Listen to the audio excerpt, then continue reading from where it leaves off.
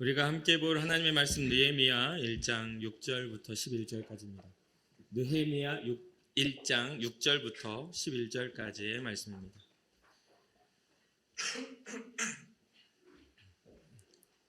느헤미야 1장 6절부터 11절까지 한 절 한 절 교독하고 마지막 절은 함께 읽겠습니다.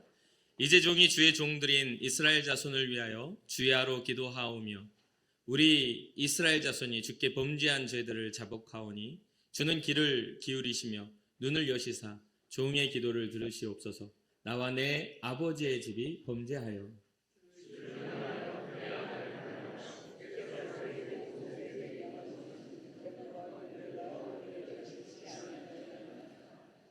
옛적에 주께서 주의 종 모세에게 명령하여 이르시되 만일 너희가 범죄하면 내가 너희를 여러 나라 가운데에 흩을 것이요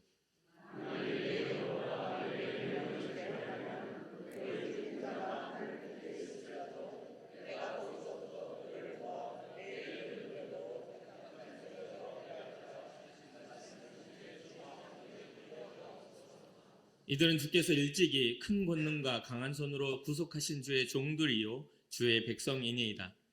주여 구하오니 귀를 기울이사 종의 기도와 주의 이름을 경외하기를 기뻐하는 종들의 기도를 들으시고 오늘 종이 형통하여 이 사람들 앞에서 은혜를 입게 하옵소서 하였나니 그때 내가 왕의 술관원이 되었느니라. 아멘. 구약을 역사로 볼 때 성경은 대략적으로 이스라엘 민족의 시작부터 예수님이 오시는 로마 시대까지 연대기 순으로 이렇게 기록하고 있는 걸 볼 수 있습니다. 특히 구약 역사서 말미의 세 책인 에스라, 느헤미야, 에스더는 바벨론 포로 및 귀환 시대의 사건들을 기록하고 있습니다.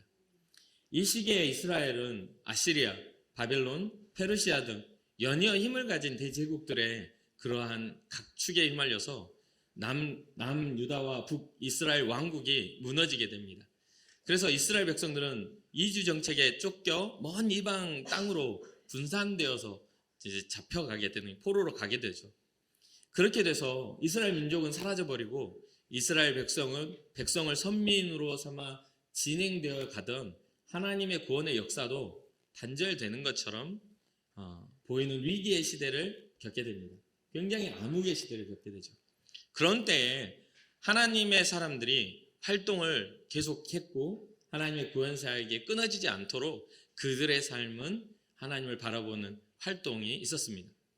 그 중에서도 바벨론 포로기 가운데 탁월한 리더십을 가졌던 그리고 무너진 에루살렘 성벽이 무너졌다는 소식을 들은 이 느헤미야라는 사람이 나와서 이 성벽의 무너짐을 듣고 수위를 울면서 하나님 앞에 슬퍼하는 것을 보게 됩니다. 그리고 그는 자신의 민족을 다시 회복시키실 하나님을 향해 그 기도의 믿음의 시선을 돌리게 되죠. 느헤미야는 이스라엘 백성의 회복은 하나님밖에 없다라고 믿었습니다. 왜냐하면 이스라엘 백성의 정체성이 하나님이시기 때문이죠. 하나님이 원하시는 방법으로 이것을 회복해야 하는데 그 방법으로 느헤미야는 기도를 택하게 됩니다. 그래서 오늘 본문에서 우리는 느헤미야의 기도를 살펴보면서 하나님이 들으시는 기도는 어떠한 기도인가 여기에 대해서 우리가 좀 고민해 보려고 합니다. 보통은 사람들은 두 가지의 사람들을 제가 목회를 하면서 봅니다. 어떤 사람들은 위기나 어려움 앞에서 기도하는 사람들, 또 그 다른 사람들은 어떤 사람은 위기나 어려움 앞에서 기도를 포기하는 사람들, 이 두 부류입니다. 신앙에는 이 두 가지가 있겠죠. 근데 우리의 삶에서 이 오늘 본문을 우리가 살펴봐야 할 것은 우리의 위기, 우리의 어려움 가운데 우리는 기도를 선택하는 사람들이 돼야 하고 우리의 기도가 하나님이 들으시는 기도가 돼야 하지 않겠습니까? 그래서 느헤미야를 통하여 성벽은 재건되게 되고 총독 스룹바벨로 인하여 이주 정책이 딱 이렇게 펼쳐지게 되거든요. 그런 과정 속에 지금 느헤미야는 그 시작점에서 하나님이 들으셔서 자기의 삶의 형통이 어떻게 일어났는지에 대한 그 과정들을 이야기해주고 있습니다. 느헤미야의 기도는 단순하게 자신의 소원을 아뢰는 기도가 아니었다는 것을 잘 아실 겁니다. 이건 민족의 기도요. 물론 민족이 아픔으로 인해 자기의 마음이 아주 슬퍼하며 우는 기도지만 이 민족을 위한 기도고 하나님의 나라의 회복을 위한 기도였어요. 그 첫 번째가 이 느헤미야는 자신의 현재 상태를 깨달아 알고 민족의 상태를 깨달아 알고 회개로 시작합니다. 죄에 대한 자복으로 시작해요. 그래서 이 본문에 보면 나와 내 아버지의 집이 범죄하여 주를 향하여 크게 악을 행하였다라고 이야기를 합니다. 6절이죠. 그런데 이 느헤미야의 기도가 향하는 곳은 이스라엘 자손을 위하여 주야로 기도하며 우리 이스라엘 자손이 주께 범죄한 죄들을 자복하오니 라고 하면서 나와 내 아버지의 집이 범죄하였다라고 하는 그런 진행을 통해 나 개인과 우리 가문의 이야기가 아니라는 것을 이야기해주고 있습니다. 회개에 보면 우리는 보통 나에게만 집중됩니다. 내가 어떤 잘못을 하고 내가 어떤 죄를 지었다. 내 마음의 양심에 어떤 것들이 있었다. 이런 것들이 범위가 내 안에 나라는 존재 안에 회개를 하게끔 하는데 성경이 말하는 회개는 시대적인 죄, 한결로 주님을 멀어져가는 그런 상황들에 대해서도 이야기하고 있다는 것이죠. 그래서 느헤미야의 회개의 범위는 민족의 죄였습니다. 자기 이스라엘 백성의 죄였고 나뿐만 아니라 내 가족의 죄이기도 했어요.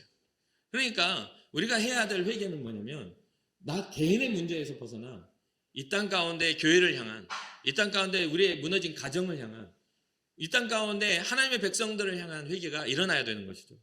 그러면 어떠한 회개가 일어납니까? 하나님의 백성인데 하나님의 백성답게 살지 못하는 것에 대한 회개가 일어나야 합니다. 교회인인데 신앙자인데 신앙자답지 못한 것들이 누군가에게는 상처가 되고 누군가에는 믿지 못할 이유를 제공하는 것들에 대해서 우리는 회개해야 하는 것이죠.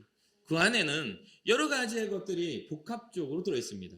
그 여러 가지 것들이 복합적인 건 뭐냐면 첫 번째는 개인으로 보자면 개인의 완고함이나 욕망이나 그럴싸한 변명들이 그 죄 가운데 들어있습니다. 가정으로 보자면 오죽했으면 그랬냐라는 그런 어떤 갈등의 요소 속에 서로가 들어주지 않으려는 그런 갈등의 요소 속에 서로 속견이 옳다하는 것들이 있겠죠. 사회적으로 보자면 뭐 가정이나 사회적으로 보자면 이 사회의 악이 그 사회의 현상들을 주도하는 것을 보게 됩니다. 나라로 확장되죠. 어떠한 겁니까? 나라가 전쟁을 일으킵니다. 그러니까 어떤 갈등들의 요소들 속에 하나님의 뜻과 섭리에서 어긋나 있는 것들에 대해서 우리는 회개해야 하는 것이죠. 우리가 하나님의 백성이라면, 우리가 하나님 앞에 사랑받는 그러한 무리라면 우리는 우리 개인의 문제를 떠나 하나님의 영광을 바라보는 회개를 시작해야 하는 것입니다. 그래서 결국 사람들의 악은 인류 모두의 모든 영역에서 그 영향력을 가지고 사람들을 장악하고 있습니다. 개인으로부터 출발된 그것이 무리로 전염된다는 것이죠. 그래서 이 느헤미야의 기도의 회개는 개인이 아닌 개인을 넘어서 가정과 이스라엘 민족에까지 이게 확장되고 있는 겁니다. 그것은 한결같이 어떤 것으로 하나님을 잃어버린 거죠. 7절에 주를 향하여 크게 악을 행하여 주께서 주의 종 모세에게 명령하신 계명과 율례와 규례를 지키지 아니하였나이다. 하나님의 명령을 잊어버린 그러한 것들이 죄의 이유가 되는 것이죠. 그럼 이 회개는 어떻게 하는 것입니까? 회개는 후회로부터 시작합니다. 어떤 우리의 인생길에 우리의 선택의 후회로부터 돌이킴이 일어나는 거예요. 어떤 분들은 그렇게 이야기하죠. 회개는 후회가 아니라고. 그런데 회개는 후회만은 아니죠. 왜냐하면 돌이켰다는 건 삶의 패턴과 삶의 방향이 달라지는 것이니까요. 후회만 가지고는 그것은 변화가 오지 않아요. 그런데 여러분 아십니까? 후회라는 것은요, 꼭 그 일이 지나간 다음에 일어나는 거거든요. 후회는 그 사건이 지나가야만 할 수 있는 겁니다. 그러면 이 회개는 뭘까요? 후회를 통해 또 다시 그 사건이 반복되지 않게 하는 것이죠. 이게 바로 회개입니다. 대부분의 사람들 이 만남 속에서 발전이 없는 관계는요, 반복되는 잘못이 계속해서 생겨나는 것이죠. 그러면 왜 반복되는 잘못들이 생겨나죠? 그 일에 대한 후회가 없기 때문입니다. 선택에 대한 후회가 없습니다.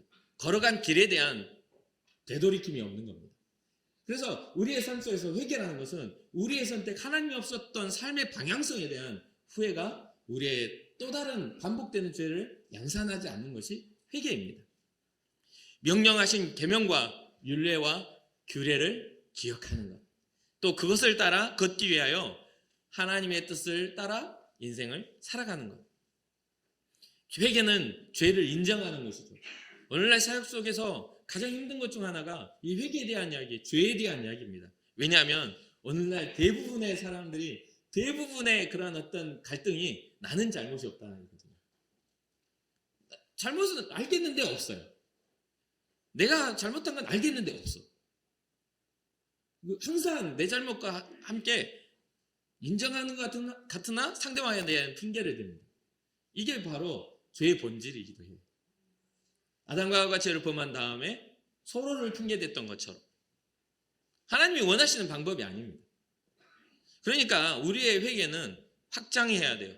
나 개인의 부분에서부터 시작해서 내 가정과 내가 소속된 사회와 내가 소속된 나라까지도 확장해서 하나님의 나라가, 하나님의 역사가 우리 가운데 이루어지기 위한 그러한 일들을 꿈꿔야 하는 것이죠. 회개는 죄를 인정하는 것인데 이 죄가 없어지는 게 아닙니다. 우리의 과거가 사라지는 게 아니에요. 이 없었던 일처럼 감추어지는 것이 아니라 오히려 인정하고 주님께 아뢰는 겁니다. 그리고 주님께서 그것을 기억해 주지 않으시는 거죠. 내가 잊어버리겠다. 없었던 일이 아니라 주님이 용서하시고 잊어주시는 겁니다. 이게 바로 우리의 회개입니다. 그러니 어떻게 돼야 되죠? 우리는 이전에 잘못이 있기 때문에 날마다 겸손하게 주님 앞에 나아가야 돼요. 우리의 잘못을 용서하신 그분을 향하여 우리는 항상 겸손의 모습으로, 용서받은 자와 같은 모습으로 가야 돼요. 근데 가끔은 너무 당당하단 말이죠. 기도도 너무 당당해요. 가끔 제가 설교 중에 이야기하죠. 기도가 뭔가 요구야. 주님과의 대화, 주님의 뜻을 묻는 게 아니라 내놓으라는 거죠. 주세요. 그렇게 되니까 이게 굉장히 응답받지 못할 기도의 전형적인 걸 가지고 있어요. 그래서 느헤미야는 지금 뭐부터 시작한다고요? 회개부터. 주님, 우리가 잘못했어요. 우리가 주님을 잃어버렸기 때문에 우리 민족에 이런 아픔이 생긴 겁니다. 주님이 우리를 보호하시지 못하도록 우리는 주님에 대한 신뢰를 잃어버렸습니다. 그래서 제가 자녀 교육을 할 때 항상 그런 이야기를 자주 해요. 신뢰는 쌓기는 어려워도 무너뜨리기는 너무 쉬워. 눈빛 한 번, 말 한 번, 태도 한 번으로도 신뢰가 무너져. 그러니 조심하자. 조심해야 되는 거예요. 신뢰라는 건 그렇습니다. 죄가 드러나는 것은 우리가 맨날 죄의 본성을 가지고 막 악한 생각을 가지고 살아가서 죄인이 아니에요. 하나님이 말씀하신 건 우리가 깜빡하는 거야. 우리의 인생을 하나님이 우리의 인생을 주도하신다는 걸 깜빡하고 사는 게 죄라는 거예요. 그때에 우리는 주님과 상관없는 길을 걷게 되는 겁니다. 두 번째로 하나님이 들으시는 기도는 간청해야 돼요. 간절히 구해야 돼요. 그 간절하면은 뭐가 있냐면 믿음이 있어야 돼요. 어떤 믿음? 들어주시리라는 응답의 확신이 있어야 되는 거죠. 우리가 구하면 하나님은 우리에게 들어주시는 분이에요. 여러분, 오늘 5절입니다. 우리 읽기 전에 5절의 말씀이 이렇게 나와요. 6절 이전에. 하늘의 하나님 여호와 크고 두려우신 하나님이여 주를 사랑하고 주의 계명을 지키는 자에게 언약을 지키시며 긍휼을 베푸시는 주여 간구합니다. 주님을 사랑하며 계명을 지키는 자들에게 주님의 약속을 지켜주시고 긍휼을 베푸시는 분이 바로 당신이십니다. 당신에게 우리가 간구합니다. 그런 이야기를 이렇게 간청하는 기도가 있어야 되는 것이죠. 느헤미야는 하나님은 자신을 사랑하고 계명을 지키는 자들에게 자신의 약속을 지키시는 분이라는 것을 먼저 믿고 나아갔습니다. 그리고 8절에 보면 옛적에 주께서 주의 종 모세에게 명령하여 이르시되 만일 너희가 범죄하면 내가 너희를 여러 나라 가운데 흩을 것이다 라고 하는 심판도 기억했어요. 하나님은 긍휼도 가지시고 인자도 가지시지만 하나님은 심판도 하시는 분이다. 근데 오늘날 우리가 또 받아들이기 힘든 겁니다. 하나님 사랑이시라면서요. 근데 왜 심판을 해요? 라고 했는데 우리는 잘 기억해야 돼요. 우리는 우리가 이걸 정하는 게 아니에요. 하나님의 심판의 어떤 결과를 우리의 감정으로 하지 마세요. 심판하지 마세요. 나 잘못해도 용서하세요. 요청하는 게 아니에요. 여러분, 용서를 강요해서 받을 수 있어요? 사랑을 강요해서 받을 수 있어요? 당신 나 사랑해.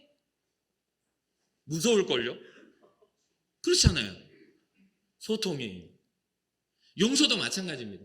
심판도 마찬가지예요. 이것은 하나님이 우리에게 정하신 거예요. 왜? 하나님의 창조의 섭리 가운데 만들어 놓으시고 유일하게 이것만 넘지 말아라. 어렵지 않은 그런 거였잖아요. 가운데 있는 그것만 먹지 마. 그게 너와 나의 유일한 경계야. 내가 다 줄게. 아름다운 세상을 창조하고 너에게 다 줄게. 다 누리고 생육하고 번성하고 다스려. 괜찮아. 내가 너에게 동물들을 데려다 줄 테니 아름다운 식물들을 만들어 놓을 테니 이름도 만들어봐. 창조해봐. 네가 원하는 대로 그 이름을 만들어 불러봐봐. 그렇지만 이것만 먹지 마. 이게 너와 나의 유일한 경계란다. 라고 하는데도 사람은 그 유일한 것을 넘어서는 존재잖아요. 그러니 심판이 없는 하나님은 아마 경홀히 여길 거예요. 하나님을 무시할 거란 말이에요. 경계가 없는 관계는 서로를 무시합니다. 존중이 빠진 관계는 서로 폭력적이게 돼요. 사랑도 마찬가지고 어떤 교회의 질서도 마찬가지고 어떤 부분들에 마찬가지예요. 그러니 그러한 부분들에 있어서 우리는 이 경계의 하나님을 우리가 인정하는 게 아니라 그 하나님을 그냥 믿어야 하는 겁니다. 하나님은 어떻게 하신다? 심판하신다. 하나님을 사랑하고 계명을 지키는 자들을 그 음성을 듣고 사랑해 주시기도 하지만 그것을 벗어난 자들에게는 심판도 하신다. 성경은 창세기 때부터 요한계시록에 이르기까지 끊임없이 경고하고 있어요. 끊임없이. 그런데 우리가 그것을 인정하지 않을 뿐이죠. 우리는 가끔 우리 좋을 대로 하나님의 영역을 쉽게 넘어섭니다. 하나님의 심판이 내게는 일어나지 않는 일이야. 아직 일어나지 않았으니까. 그런데 성경은 어떻게 해야죠? 슬피 울며 이를 갈 때는 언제예요? 이미 그 시기가 지난 다음에야 후회하는 겁니다. 그 시기가 지나면 후회가 되는 거예요. 그러면 영원한 하나님의 심판이 하나님의 나라가 회복되기 전에 우리는 어떻게 해야 돼요? 회개하고 돌이켜 주의 뜻을 발견해야 하는 것이죠. 하루하루 주어진 삶에서 신앙자의 삶보다 그렇지 못한 삶에 더 큰 의미를 부여했던 그 오류를 바로 잡아야 합니다. 성경은 데살로니가후서 2장 12절에 이렇게 말을 해요. 진리를 믿지 않고 불의를 좋아하는 모든 자들로 하여금 심판을 받게 하려 하십니다. 이것은 하나님의 말씀이에요. 우리가 정한 게 아닙니다. 진리를 싫어하며 믿지 않고 불의를 좋아하는 사람들 심판받을 거야. 그 진리는 무엇입니까? 바로 예수 그리스도죠. 구원의 길을 열어줬어도 그 구원의 길을 걷지 않는다면 심판으로 향할 수밖에 없는 것입니다. 정해진 심판은 우리로 하여금 어떻게 하죠? 경각심을 갖게 해요. 우리는 때때로 시한부 종말론이나 이런 것들을 통해서 무엇을 우리 마음에 심으려고 하죠? 이단들은 두려움을 심으려고 해요. 여러분 헷갈리면 안 돼요. 경각심과 두려움은 다른 이야기입니다. 무슨 말인지 이해되세요? 두려움과 경각심은 달라요. 우리 이렇게 살다가 주님 오시면 어떡해?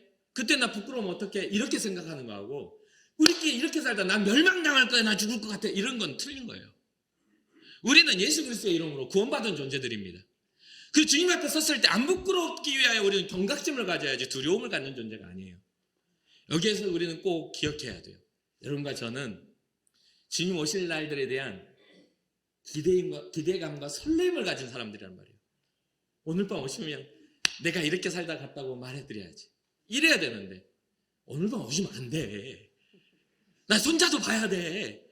우리 애들 뭐 이렇게 좋은 직장 가져가지고 결혼도 하고 손자도 보고 이렇게 어머냐 하다가 가야 되는데 이런 이야기 하는 분들 꽤 많이 봤습니다. 왜 그런 현상이 일어나죠? 기대감이 없어서 그래요.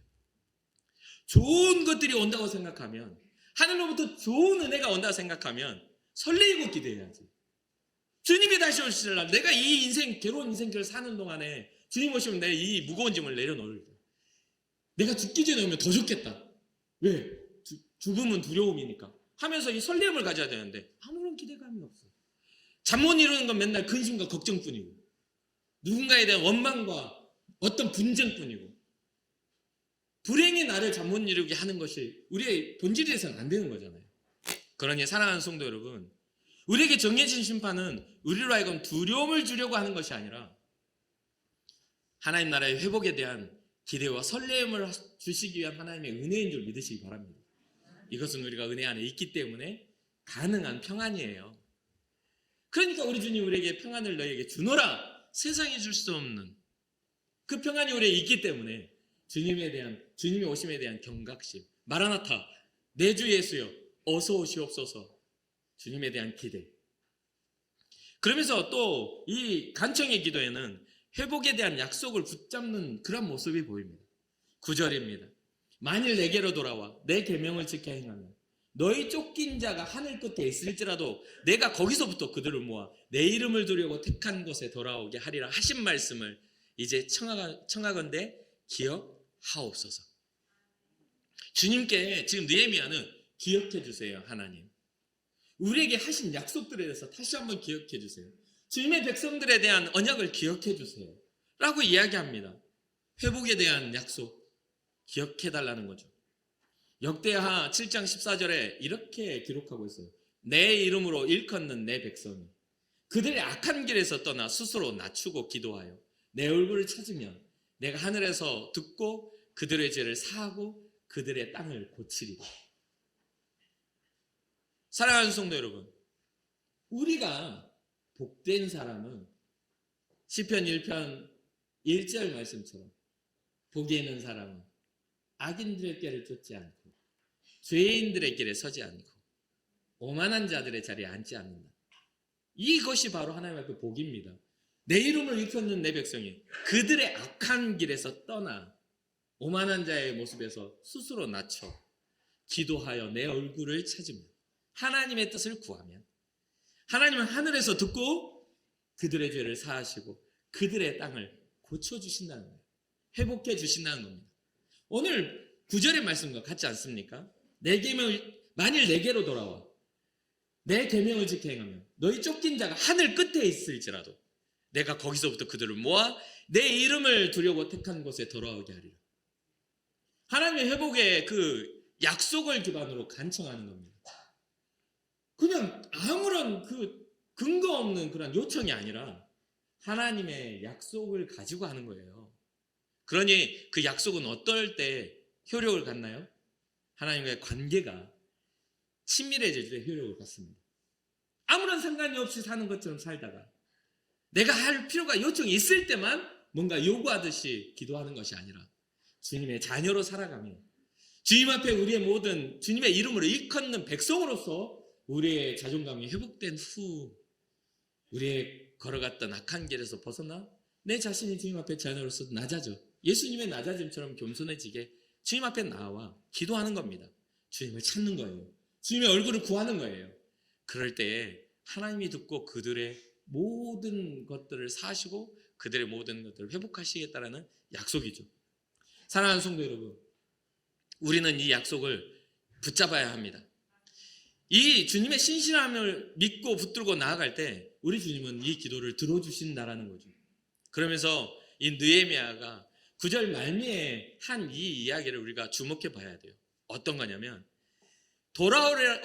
오게 하리라 하신 말씀을 이제 청합니다. 기억해 주옵소서. 이거는 우리의 요구지만 하나님이 기억해 주셔야 되는 거예요. 하나님이 기억하시지 않으면 우리에게 일어난 응답은 주님으로부터 비롯된 게 아니에요. 우리의 삶의 번영도 우리의 삶의 성공도 주님으로 비롯된 게 아니에요. 그것은 왜? 우리가 주님 앞에 그것을 구한 적이 없기 때문에. 그러니까 청하건대 기억하옵소서라는 이 기도의 원리를 우리는 알아야 돼요. 모든 주권은 하나님께 있다. 우리의 삶을 온전히 회복하시는 은혜는 하나님께 있다. 하나님 약속을 기억해 주세요. 마지막으로 느헤미야는 아주 중요한 이야기를 합니다. 11절 주여 구하오니 귀를 기울이사. 주님께서 귀를 기울여 주시는 그러한 기울이시사 종의 기도와 느헤미야가 경외하는 마음으로 주님의 하는 기도와 주의 이름을 경외하기를 기뻐하는 종들의 기도를 들으시고 오늘 종이 형통하여 이 사람 앞에서 은혜를 잊게 하옵소서까지가 느헤미야의 기도입니다. 어떤 사람들의 기도를 들어주신다? 주님의 이름을 경외하기를 기뻐하는 사람들의 기도를 들으신다. 여러분, 주님의 이름을 기뻐하시길 주님의 이름을 축복합니다. 주님을 경외하시기를 바랍니다. 경외는 뭐예요? 경외는 주님을 가벼이 여기지 않고 그분을 소중하게 여기며 주님께 우리의 신앙을 드리는 겁니다. 두려워하는 마음으로 공경하다라는 말을 경외라고 해요. 그러니 주의 이름을 경외하기를 어떠한다? 기뻐하는 주의 종들. 우리의 기도를 들으시게 하려면 우리는 그런 사람이 되어야 돼요. 여러분들의 예배가 주님을 기쁘시게 하는 예배가 되기를 주님의 이름으로 축복합니다. 주님을 향한 경외가 있기를 바라요. 구별됨이 있기를 바라요. 그래서 언제나 제가 여러분들의 말씀드리는 여러분들의 시간이 구별되어져서 주님 앞에 드려지는 것, 여러분들의 마음 하나님을 향한 사랑이 구별돼서 주님께 드려지는 것, 여러분들의 삶의 물질이 구별되어져서 주님께 드려지는 것, 이것이 아깝지 않아야 돼요. 이러한 모든 것들 속에서 이렇게 기도를 하였더니 어떤 현상이 일어나요? 그때 내가 왕의 술관원이 되었느니라. 이때 당시에 세계관 속에서는 왕의 술잔을 마주칠 수 있는 술관원은 굉장히 높은 사람입니다. 삶의 격이 있고 지식이 있고 왕과 대면하여 이야기할 수 있을 만큼 굉장히 삶의 격을 갖춘 사람이에요. 아무나 그 왕과 대적할 수가 없고 왕의 술을 관리할 수가 없어요. 그런데 이 느헤미야가 술관원이 되면서 이 왕과 대화할 수 있는 그 길이 열렸어요. 우리가 알고 있는 에스더만 해도 에스더가 왕 앞에 허락받지 않고 나아가면 그 호를 내밀지 않으면 죽임을 당하게 돼 있어요. 왕비라도.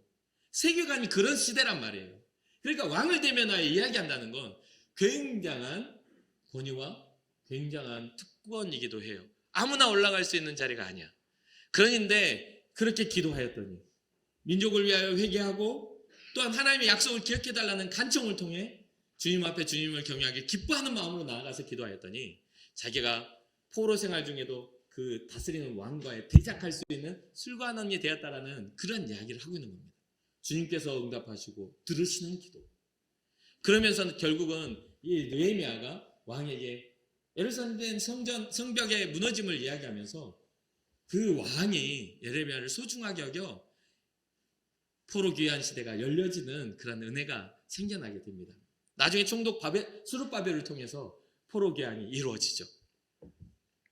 하나님 앞에 우리가 주님 앞에 나아오면서 기도하는 것 중에 이 오늘 우리가 다뤘던 이 세 가지의 일들을 꼭 기억하시기 바랍니다. 먼저는 우리는 우리 개인의 죄뿐만 아니라 우리의 가정과 사회와 민족의 죄까지, 올 인류의 죄까지도 품에 안고 하나님의 교회가, 하나님의 나라가, 이 땅의 교회가 무너져가는 것들에 대한 회개를 우리는 해야 합니다. 무너져가는 도덕성에 대한 회개를 하고 사회의 모든 기독교인의 영향을 발휘하지 못하는 것들에 대한 우리의 무능을 주님 앞에 회개해야 하는 거예요. 우리의 무능을.